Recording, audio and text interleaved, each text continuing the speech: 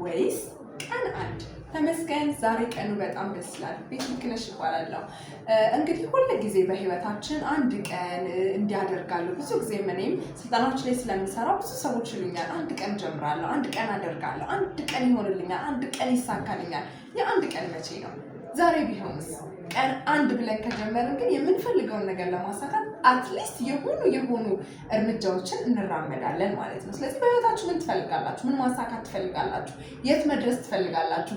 ያ የምትፈልጉትን ነገር ቀን አንድ እንበልና አትሊስት የሆነች ትንሽዬ እርምጃ እንጀምር ማለት ነው። ምክንያቱም ለምሳሌ አንድ ሰው 5ኛ ፎቅ ላይ መሄድ ከፈለገ አንድ ተራምዶ ነው የት የሚደርሰው? 5ኛ ፎቅ ላይ።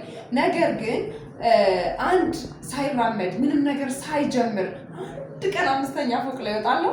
አንድ ቀን ማለት አንድ ቀን ነው።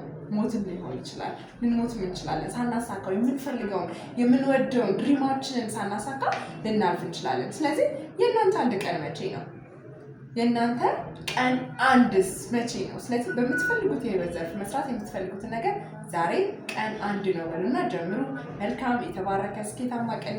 ቤት ልክነሽ ላይ ስኬት ማማች ላይ